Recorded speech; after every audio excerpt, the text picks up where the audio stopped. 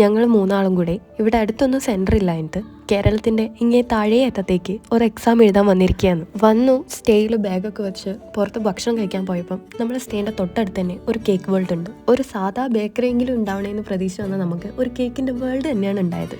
പിന്നെ എനിക്കും കിളിക്കും ഇങ്ങനത്തെ ചില പ്രാന്തുള്ളതുകൊണ്ട് അവിടെ കയറാനും കേക്ക് മേടിക്കാനും ഇത്രയൊക്കെ ഒപ്പിക്കാനും യാതൊരു പ്രയാസം ഉണ്ടായില്ല. ഒക്കെ ആണെങ്കിൽ യാതൊരു സംശയം ഉണ്ടായിട്ടില്ല. ഓ, കാര്യം എന്താന്ന് പറഞ്ഞില്ല അല്ലേ? കൃത്യമായി പറഞ്ഞ ഇന്ന് നമ്മുടെ ദിയാപ്പീൻ്റെ പുറന്ത നാളാണ്. ഒന്നും കറക്റ്റ് സമയത്ത് ചെയ്തിട്ടുള്ള ഒരു ശീലം പണ്ടേ ഇല്ല.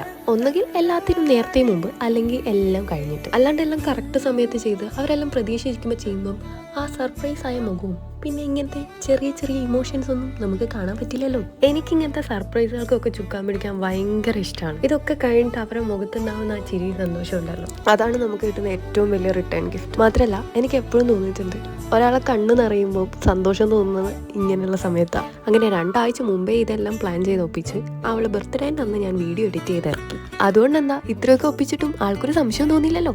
പിന്നെ അലങ്കാരപ്പണിക്ക് ചുക്കാൻ പിടിക്കാൻ കിളീനെ കഴിഞ്ഞിട്ടേ ഉള്ളൂ ആരും. അതുകൊണ്ട് നമ്മളെ കൊണ്ടാകുന്ന വിധം ആ ബെഡ് ഒന്ന് അലങ്കോലമാക്കി ഓളെ സർപ്രൈസ് ആയി. പിന്നെ രാത്രിത്തേക്ക് പാഴ്സലൊക്കെ മേടിച്ചുകൊണ്ട് വന്ന ഫുഡൊക്കെ കഴിച്ച് ഇന്നത്തെ പരിപാടി അവസാനിപ്പിക്കാമെന്ന് വിചാരിച്ചപ്പോഴാണ് വന്ന കാര്യം മറക്കരുതല്ലോ, നാളെ എക്സാം ഉണ്ട്. പിന്നെ ഒരു 2 വീഡിയോ കണ്ടു എന്നാക്കി കിടന്നുറങ്ങി.